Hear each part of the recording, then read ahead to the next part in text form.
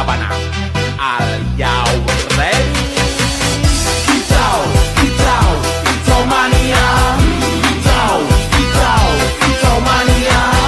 Kicau,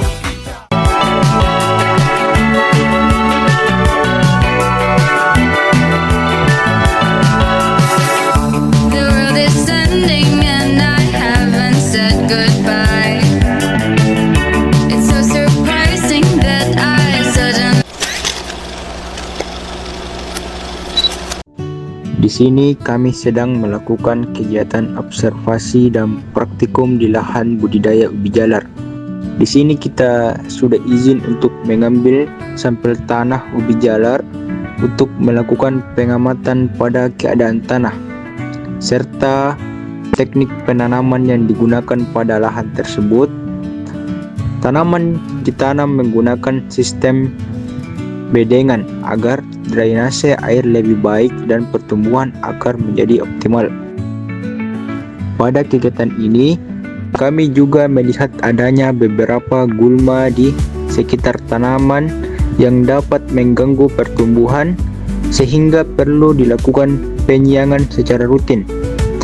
Lingkungan lahan yang berada di daerah pegunungan yang sangat mendukung pertumbuhan tanaman karena memiliki suhu yang sejuk dan tanah yang cukup subur. Melalui kegiatan ini, kami dapat memahami secara langsung proses budidaya tanaman ubi jalar serta cara perawatan tanaman yang baik dalam bidang ilmu tanah.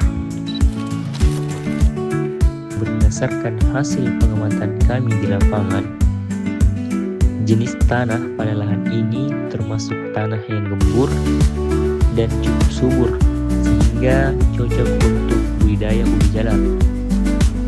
Struktur tanahnya tidak terlalu keras dan memiliki pori-pori yang baik sehingga akar dan umbi dapat berkembang dengan mudah.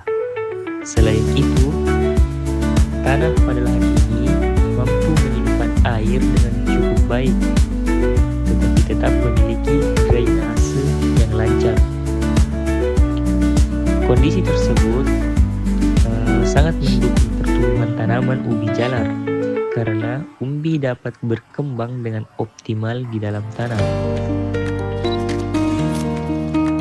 Yang pertama kita lakukan untuk proses memilih tanah ubi jalar ini ialah yang pertama menyiapkan 2 botol aqua ukuran sedang. Yang kedua, memasukkan sampel tanah dalam botol aqua. Nah, yang ketiga, mengisinya dengan air biasa. 4 sampel tanah yang sudah diisi air dikocok lalu dibiarkan mengendap selama 24 jam untuk melihat lapisan pasir, debu, dan lempung. Pada kedua botol terlihat adanya pemisahan lapisan tanah dan air. Setelah tanah dicampur dengan air lalu dibiarkan beberapa waktu. Kondisi ini menunjukkan tekstur dan kandungan partikel tanah yang berbeda. Lapisan paling bawah berwarna gelap merupakan endapan partikel tanah yang lebih berat seperti pasir dan debu. Lapisan tengah yang lebih halus menunjukkan adanya partikel lanau atau lempung yang mulai mengendap. Air di bagian atas masih tampak turun menandakan masih ada partikel lempung halus dan bahan organik yang belum sepenuhnya mengendap. Perbedaan kondisi kedua botol kiri terlihat memiliki gumpalan tanah lebih besar dan endapan lebih tebal, menandakan kandungan bahan organik atau partikel kasar lebih banyak sehingga tanah mengental.